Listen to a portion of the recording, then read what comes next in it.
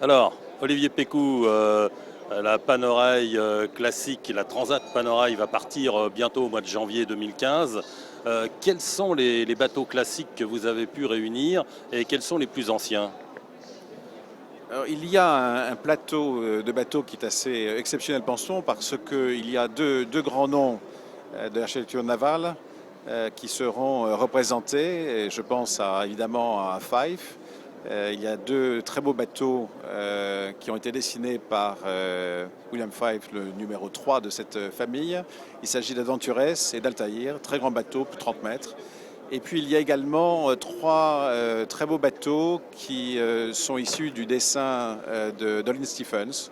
Ce sont des bateaux qui sont un petit peu plus récents, qui sont d'après-guerre, mais qui ont une superbe ligne et qui sont de très très bons marcheurs dans un parcours océanique. Il n'y a pas de risque à faire traverser l'Atlantique en janvier à des bateaux aussi vénérables? Alors nous partons d'abord très, très au sud, puisque nous partons des Canaries.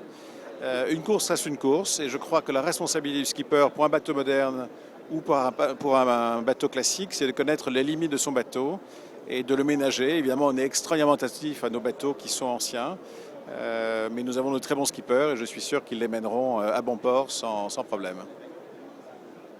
Monsieur Paderna, Gaëtan Paderna, vous êtes le responsable, le directeur du tourisme martiniquais.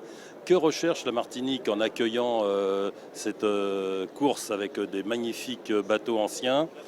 C'est du prestige pour vous? C'est du prestige, c'est avant tout la promotion de la destination. Il y a une forte tradition nautique en Martinique et on pense qu'on peut en faire la promotion à travers des événements nautiques majeurs et prestigieux. Et cette opportunité de pouvoir accueillir la Lanzarote Fort-de-France, la Transat Panerai Classique, pour nous, c'est un réel moyen d'affirmer et de renforcer ce positionnement en matière de nautisme. Voilà, donc pour vous, ça va être à la fois du prestige et une fête. Également, vous allez pouvoir faire découvrir la Martinique. Exactement, il y a un programme d'animation très très riche avec des temps forts chaque jour dès l'arrivée estimée du premier bateau et comme point d'orgue de toute cette semaine d'animation, la régate parade qui aura lieu dans le site majestueux de la baie de Fort-de-France qui est l'une des plus belles baies au monde où la yole traditionnelle va aller à la rencontre des yachts classiques et tout ça pour la fête du nautisme.